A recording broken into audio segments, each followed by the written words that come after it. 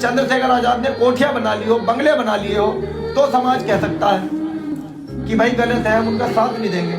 लेकिन चंद्रशेखर आजाद तो सड़क पे भी लड़ते रहे, जेल भी चले गए, 4 गोलियां मार दी उनको। ये विधायक है, सांसद है, मंत्री है, मुख्यमंत्री, इनको तो कोई गोली नहीं मारता, क्योंकि चंद्रशेखर आजाद से खतरा है पूंजीपतियों को, अमीरों को।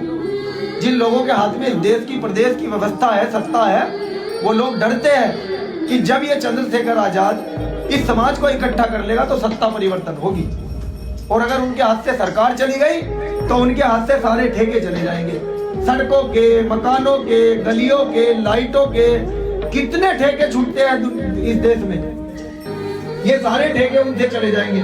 फिर अपने समाज को भी फायदा मिलेगा, जो वंचित रह गए, जो गरीब रह गए, जो संसाधन विहीन समाज है। ये जमीनें आज जो दूसरे लोगों के पास 100 बीघे, 500 बीघे, 1000 बीघे है, ये सर पे उठा कर खिलाए कहीं से। ये जमीनें हम सबकी है। अगर सही तरीके से देश की आजादी के साथ साथ इस देश की धन धरती को भी बांट दिया जाता गरीबों और अमीरों में बराबर, तो फिर ये समस्या पैदा ना होती। आज ये हमें आरक्षण के नाम पर जो गाली दे रहे हैं कि आरक्षण की बदौलत इनकी नौकरियां लगी, आप जमीनें छोड़ दो, अपनी कोठियां छोड़ दो, आओ हमारे झोपड़ों में आओ, आपकी कोठियों में हम रहेंगे, आरक्षण तुम ले लो। हमें क्या शौक है आरक्षण लेने का? जो बड़ी बड़ी फैक्ट्रियां हैं, कंपनियां हैं, बड़ी बड़ी शहरों में दुकानें हैं, सारे संसाधन हमें दो और हमारी जिंदगी जी के देखो। अगर 15 दिन में ही नानी याद ना आ गई तो कहना। आरक्षण जन्म सिद्ध अधिकार है, आरक्षण कोई भीख नहीं है। गरीबी दूर करने के लिए आरक्षण कोई कार्यक्रम नहीं है कि कोई भी गरीब आओ आरक्षण लो रे अमीर हो जाओ। अमीर होने के लिए आरक्षण नहीं है।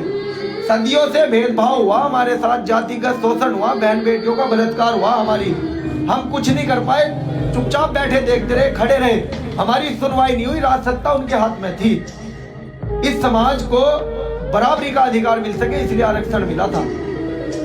जो आरक्षण खत्म करने की बात करते हैं, हमारी लड़ाई उनके साथ है, किसी जाति के साथ नहीं है। सभी जाति और धर्मों के लोग आपस में भाईचारा बनाओ, एक साथ मिलके रहो, हमारा ये संकल्प है।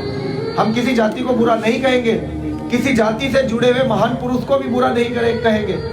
कोई किसी देवी को मानता है, देवता को मानता है, भगवान की पूजा करता है, हम उनको भी बुरा नहीं कहेंगे। हम आपसे भी कहते हैं, जो लोग सोशल मीडिया चलाते हैं आजकल, बहुत लोग गालियां दे रहे हैं, कोई भगवानों को दे देता है, कोई देवी देवताओं को देता है, कोई किसी को देता है, कोई महापुरुषों को देता है। ये बंद करो, ये नफरत की जो राजनीति है इसको बंद करो। सभी जातियों में भाईचारा पैदा करो, सभी धर्मों के लोगों के साथ मेलजोल बनाओ, आपस में मिलजुल कर रहो। ये भारत है, ये सबका है।